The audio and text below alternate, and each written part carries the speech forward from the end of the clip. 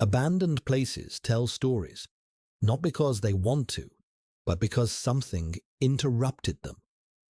Ross Island was not abandoned quietly. It was left behind after its purpose ended. And when that happened, the island did not wait.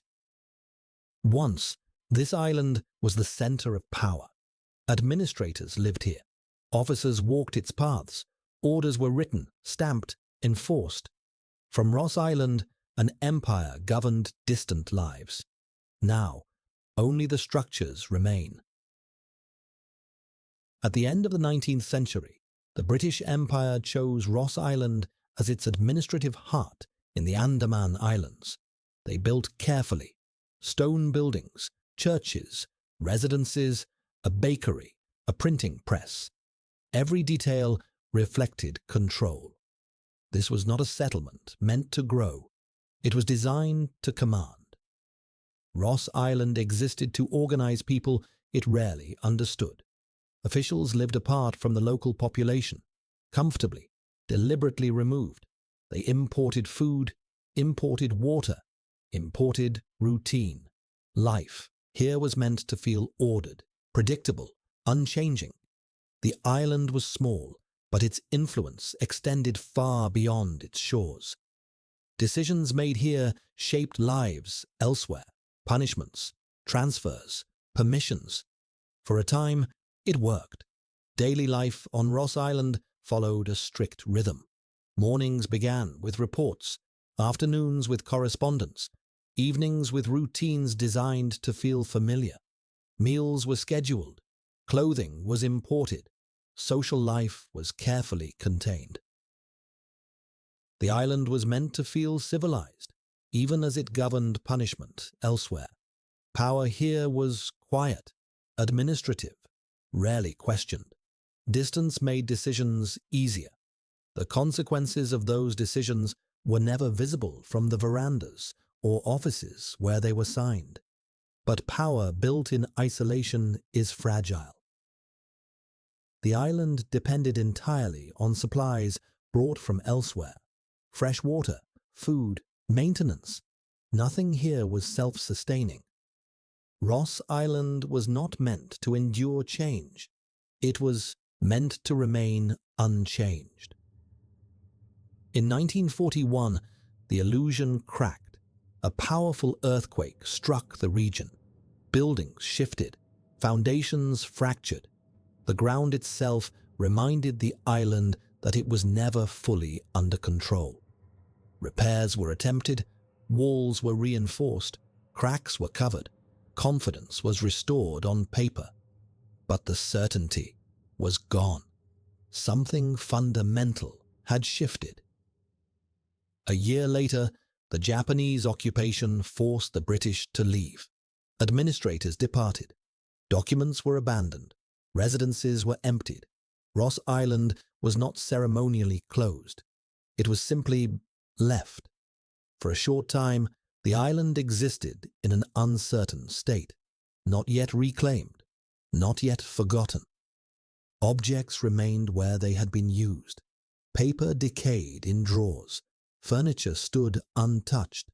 There was no plan for return, no clear intention to preserve.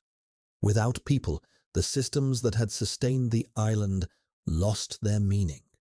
Order requires presence. Without it, structure becomes decoration. What happened next did not feel sudden. Nature does not rush. Without maintenance, cracks widened. Rain found its way inside. Roots followed moisture into walls. The buildings did not collapse at once. They softened. Trees grew where floors once held furniture. Vines wrapped around columns. Roofs disappeared under leaves. What had taken decades to build began dissolving without resistance. Not destroyed, reclaimed. There is no single moment when Ross Island became abandoned. It happened gradually, as absence replaced authority. No one defended the buildings. No one corrected the decay. And so the island continued, without permission. Walking through Ross Island today feels less like visiting ruins and more like interrupting something. Nature has not restored the island, it has rewritten it. Paths no longer lead where they once did.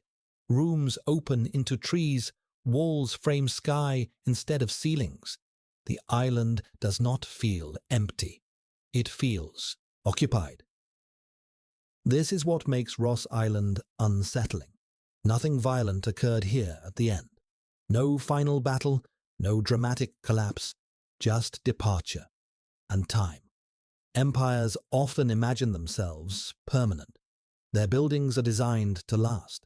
Their systems assume continuity. But Ross Island reveals a quieter truth. Power only exists while it is maintained.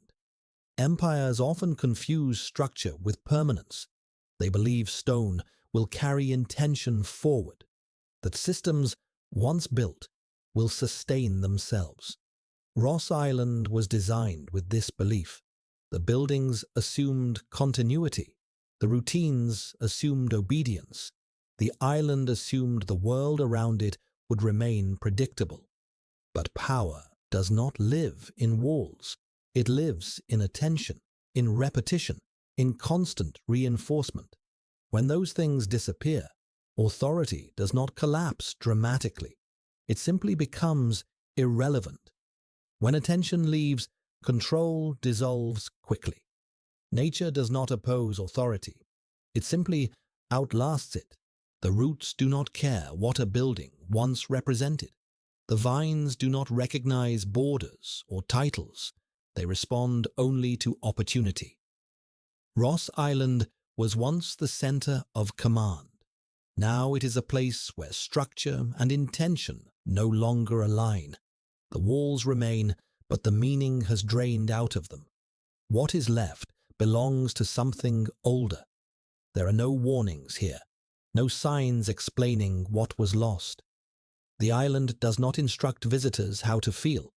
It simply exists in a state beyond purpose. This is not a story about decay. It is a story about replacement. Replacement does not announce itself. It does not arrive with conflict. It arrives with time. Slowly, the rules change. What was once protected becomes irrelevant. What was once maintained is allowed to fade. Ross Island did not resist this process. It was never designed to. It was built to serve a system, not to survive without one. When human systems withdraw, something else steps forward. Not with force, but with patience. Ross Island was never destroyed. It was relieved of its role. And once that happened, the island chose its own future. Not abandoned, reclaimed.